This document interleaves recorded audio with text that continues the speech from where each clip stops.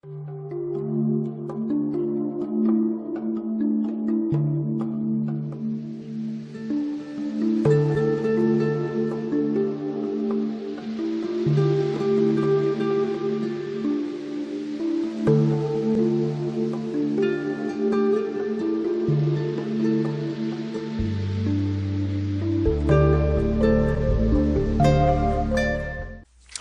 everybody, and I hope you guys have had a great week. Sorry, it's been a while. I know I tried to do a live stream while I was in Mount Shasta. I just got back today at about 10 o'clock in the morning, and boy, was I exhausted after 24 hours of travel.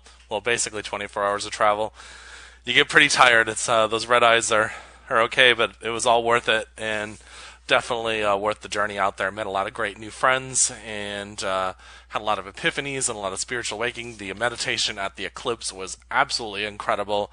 It is true what they say about Mount Shasta. There is an incredible, beautiful energy out there. It's very healing. There was a lot of people talking about, because of the energy built from the community that was there at Eclipse of Disclosure, that they they felt a lot of good healing energy in as well. So it's just an extraordinary experience. I know Justin had a great time. We got a lot of great interviews, and just for Stillness in the Storm, and that was just an incredible time. But what I wanted to talk about is the subject of energy follows intentions. And so this is a term I actually picked up from my friend Sherry when she went to Holistic Coaching College, and she used to say, Jerry, energy follows intentions. And so it's so true. But I want to talk about a couple different things here. So when we set our intentions out there, there's maybe something that we want to do, and we put that out there, and we know what we put out there comes back tenfold to us, and the universe starts putting things into motion for us and all that kind of stuff. But it also puts into motion all the training. It puts in the opposition. It puts in the adversity and all that other kind of stuff. Because all that adversity makes you stronger in who you are and in your intentions. It gets you prepared to be where you need to be in order to finally reach to your intentions and be there at your goal.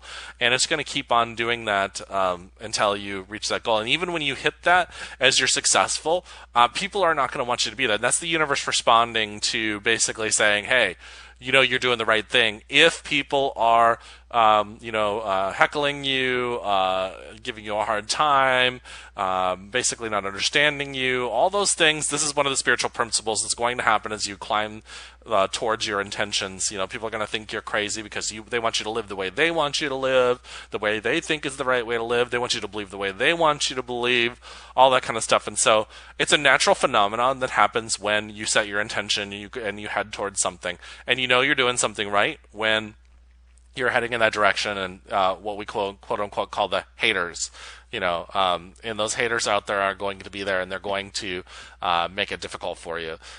So what happens is that when you can sit in yourself and you can, just be steadfast, and you can be have perseverance, then things are going to keep on happening to you. I have a friend of mine. She comes over and she helps me when she cleans my house, and she literally gave me this porcelain image. I don't think it's, God's blessings are forever. She had cleaned my house while she was gone, and basically these affirmation cards with different quotes on them from the Bible. And the first one I pulled up, you're supposed to pull up one each day.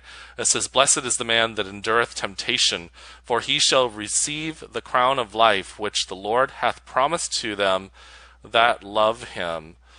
James chapter 1 verse 12. I just thought it was interesting because when you really think about it, it's you're all blessed. It's just what we do is we come resistance to the things that are happening to us, and when things get hard, we want to back off, and we don't want to necessarily keep on pushing forward, all that kind of stuff. It gets hard.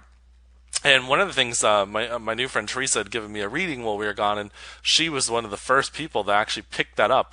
There's only been a couple of readers that have actually picked it up, that I was really going towards my goals, and then I had kind of backed up, pulled in my energy, and she caught that in my reading when we were gone to Mount Shasta, and it really helped me open up while I was at Mount Shasta. So I was one of those people that had a lot of very good healing while I was at Mount Shasta. So anyways, Lots, that in that sense, I just wanted to say, blessed to the man that endureth temptation. So the temptation is also to get pulled into people's drama. So if they are trolling you or giving you negative comments or making things hard for you, they're there for a reason. Just look at them, bless them, and move on. And in some cases, you don't have to take abuse either. So just today on my Soul Talk page, Soul Talk like page, I had put something on there about loving people and treating them. And I've had this troll on there for a while, and he just said, bullshit, that's a bunch of crap, and I'm not going to do that. And I just, after this is like the third strike, you're out, and I just blocked him from the page.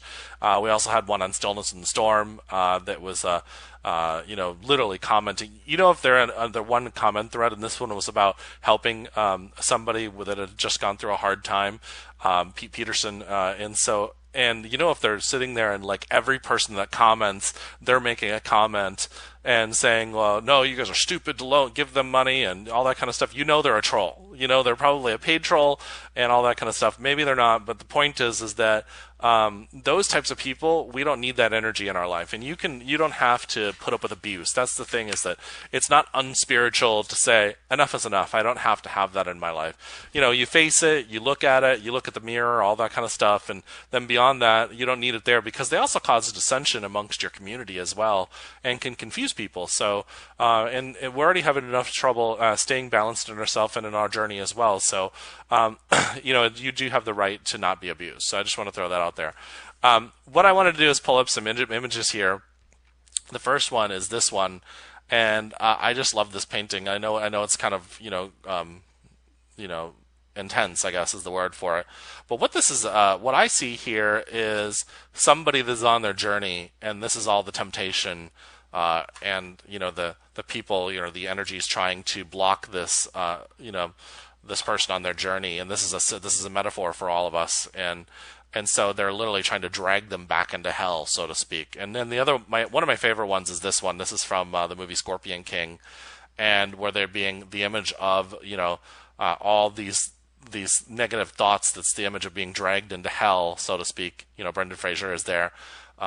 And they're trying to drag them into hell, and all these hands are grabbing onto them. And this is what happens. So you're doing really well in life. Things are happening for you, and everybody's pettiness is coming in. The queen petties that are living in hell within themselves are trying to drag you into their drama and make things hard for you.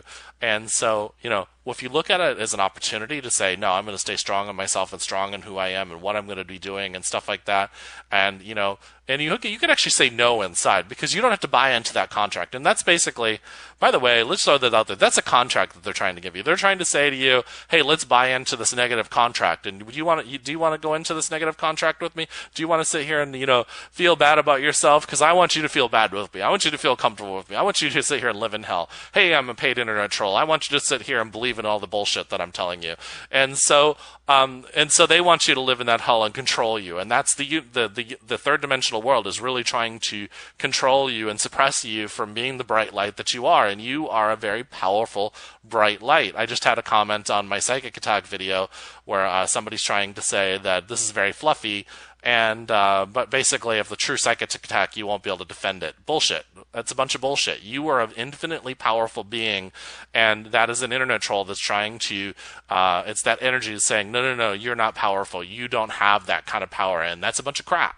And I'm here to tell you there's a bunch of crap. If you stay strong in yourself, and the true sin is to say that you are not powerful. That's the sin. When you say that, oh no, woe's me, and you're in that victim mode, and you stay there forever, that is the sin. That's missing the mark. That's missing the mark of who you are, because the mark of who you are is a very powerful being of light, and it's time for us to start taking ownership and accountability for who we are, and we're supposed to be down here. We weren't created down here to be miserable, and so we were created down here to experience, and we have the choice of experiencing it the way we want to. So another one here is, this is a pretty intense image as well. Same thing. There's a lot going on here. I could break down the metaphors.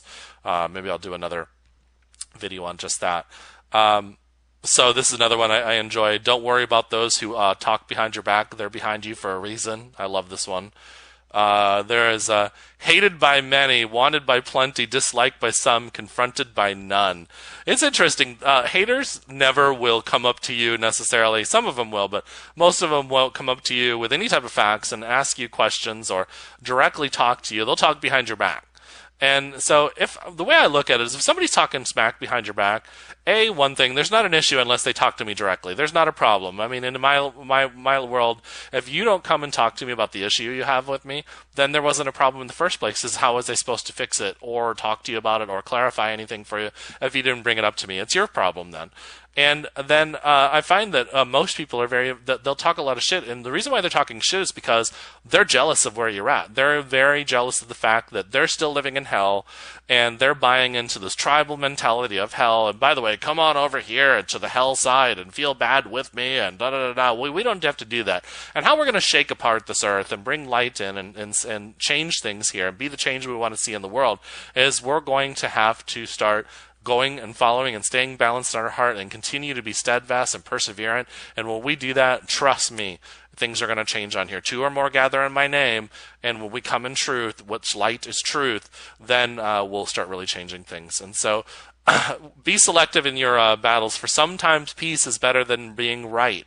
So there's all these people out there, those people as trolls out there, especially on social media, or even people heckling you or questioning you and stuff like that. You don't have to argue with them. There's another Bible phrase that says, don't throw your pearls to swine. The pearls are your pearls of wisdom. Those are things that you've gained and you've found your truth with your own experience and your wisdom. If somebody wants to poo-poo or put down your truth, it's one thing if you listen and maybe you grow from what they're saying. It's another thing when they're just basically calling you stupid, or they're trying to pull you down. That's just trying to pull you down into hell, and we don't have to live that life. My last thing here I want to talk about, and I'm definitely going to be getting this deeper and later on, later videos, but there's a principle called negative assertion, and Justin and I have been talking about this, and I've taught this in communication classes and corporate classes, but negative assertion occurs when you offer free information about yourself that you agree is negative.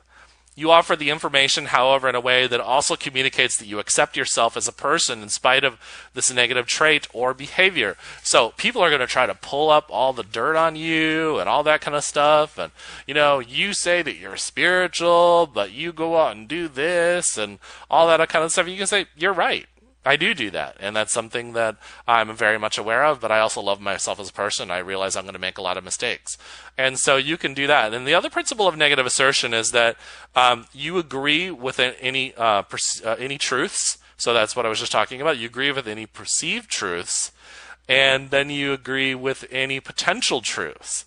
And so it's interesting because some people's perception of you may not be right, and so you can totally agree with them and say, "I'm so sorry that you've experienced me that way. That was totally not my intention."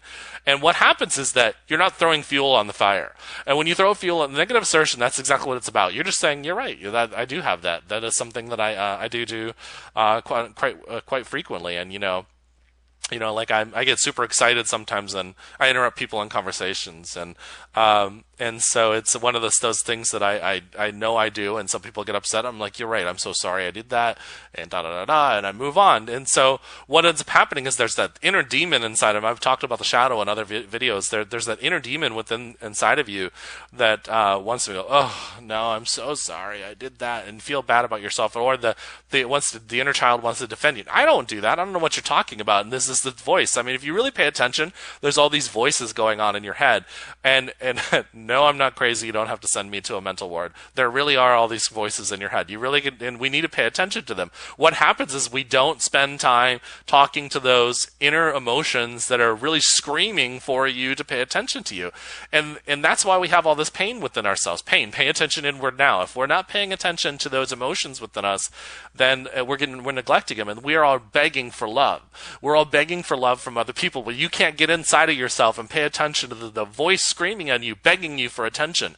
And that's the inner child that you're not paying attention. That's the one that wants love. And that's when we say, in order to love yourself, how can you expect to be loved by another if you don't love yourself? So you have to get inside of yourself, and you have to follow those intentions. If you want to be spiritual, if you want to be whole, set the intention of loving yourself. Get in there and talk to that part of yourself that feels guilty, that feels like that one that feels small in comparison to everybody, and say it's not true. Say, no, That is not true. You are an infinitely powerful being. There is no ill will here. I am an amazing being of light. I was created to have fun. I was created to have love, to joy. And so all those things that say otherwise, you just go in, and it's called the dynamic. It's from a book called The Dynamic Laws of Healing, and I'm going to be doing a presentation on this online very soon. But basically, you say, no, no, no. That's that illusion that created that said, I don't deserve. I do deserve. I do deserve the greatest things in life. And see, what happens is we set energy follows attention. So we can set all these positive thoughts out there, but if we don't change the negative programming within us, it's literally building a house on top of the old house. It's like you totally move in, you like got this right here, you got this old house that's been sitting there and it's maybe fallen down, and you try to build a new one on top of it. It's not going to work. You have to tear away the old and bring in the new. That's what the death card in tarot is all about. You end the new, or end the old and bring in the new. So those are things that we really just have to think about. I hope everybody had a great week. I know I did. I'm still a little bit tired, but I'm trying to get plenty of rest. There's a lot of cool things that are happening that Justin and I are talking about with Stillness in the Storm, and there's a lot of cool things happening in the community. Everybody, peace. I love you guys, and you guys have an amazing week, and I'll talk to you soon. Bye-bye.